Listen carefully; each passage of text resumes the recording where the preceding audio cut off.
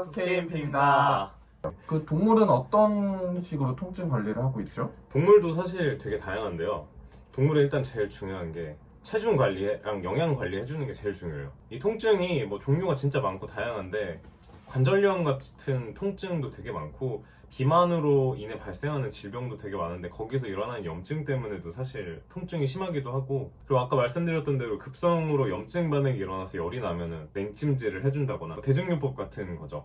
그 다음에 재활치료, 뭐 예를 들어서 정형외과 수술을 하면은 이 뒷다리만 사용을 한다든지 수중에서 이렇게 걷는 헬스 부장 뭐냐 그거 트레드밀 같은 것도 해주고 있고, 카이로프랙틱도 있고, 아로마 테라피나 아니면은 그 티터치라고 텔링턴 터치라고 이렇게 부드럽게 압력을 줘가지고 세포를 활성화시킨다는 마사지 일종의, 같은 거네요. 맞아요, 일종의 동종요법 같은 것도 있고요. 그리고 이거는 이제 반려동물에서 좀 특화된 건데 FAST라는 게 있어요. FAS인데 Fear, Anxiety, Stress라 그래서 공포, 그 다음에 긴장, 그리고 스트레스로 일어나는 그런 반응들이 반려동물에게 통증을 되게 많이 유발시킬 수 있는 아주 중요한 요인이라고 하거든요. 사람도 마찬가지일 것 같긴 해요. 그죠? 네, 그런 심리적인 게 되게 강력하게 작용하죠. 맞아요.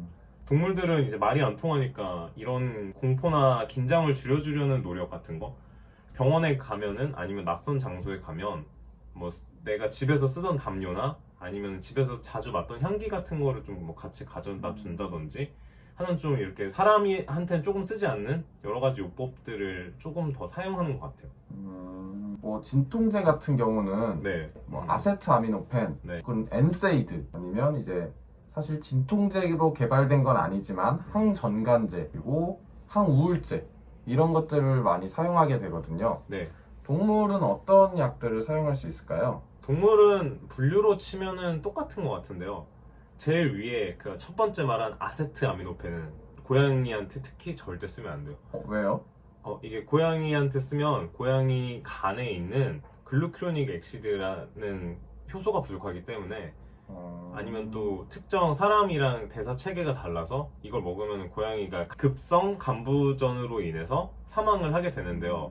여러분들이 뭐 그 밖에 갑자기 길고양이가 약에 타서 죽었다라고 하는 것들을 보면 대부분 고양이가 먹는 음식에다가 이 아세트아미노펜 약품에서 진짜요? 쉽게 구할 수 있는 걸 타서 고양이들이 그걸 먹고 다 죽어 있는 경우가 많거든요. 그래요? 네. 아까 그 사람은 마약성 진통제 많이 쓰죠? 마약성 진통제도 많이 쓰게 됩니다. 마약성 진통제가 주로 어떨 때 많이 쓰이나요? 수의학에서는 이제 급성 통증에서 제일 많이 쓰이긴 하는데, 이게 종류가 사람보다 일단 많지도 않고, 제가 미국에 있을 때는 이 마약성 진통제를 다양하게 많이 썼거든요. 근데 한국에 오니까 한국 동물병원에서는 마약성 진통제를 쓰는 곳이 뭐 진짜 거의 없어요. 손에 꼽을 정도도 안 되고, 그렇다 보니까 뭐 아까 말씀한 엔세이드라든지 뭐 다른 식으로 진통제를 쓸 수 없는, 고양이는 너무 민감해서 진통제를 오래 쓸 수도 없고 종류 쓸 수 있는 것도 한정이 돼 있거든요.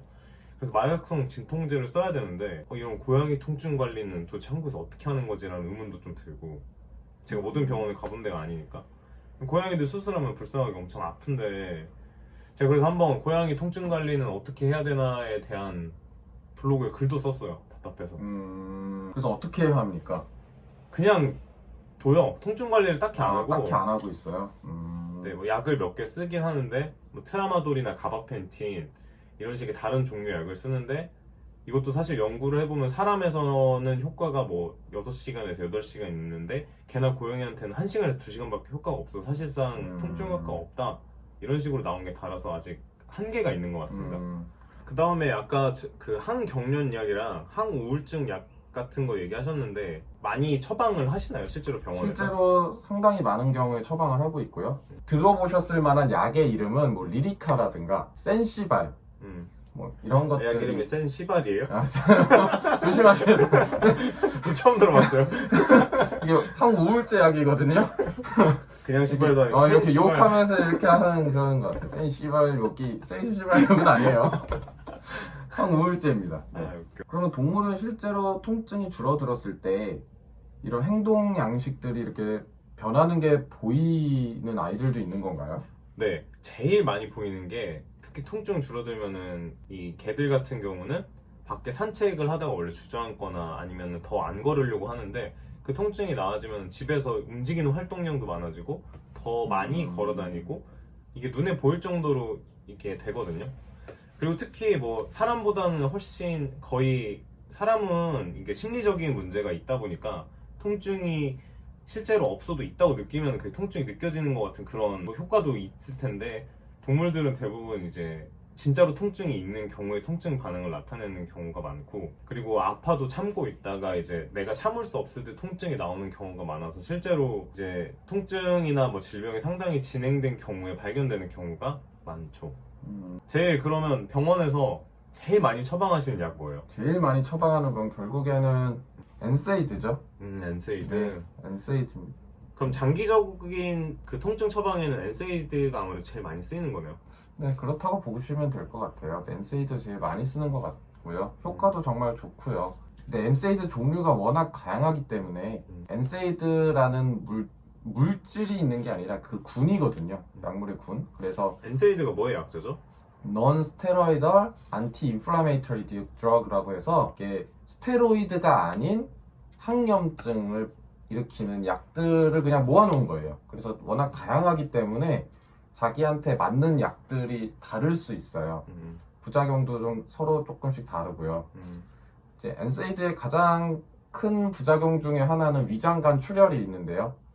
위장관 출혈을 줄이기 위해서 만들어진 다른 약들도 다양하게 나오고 있고요.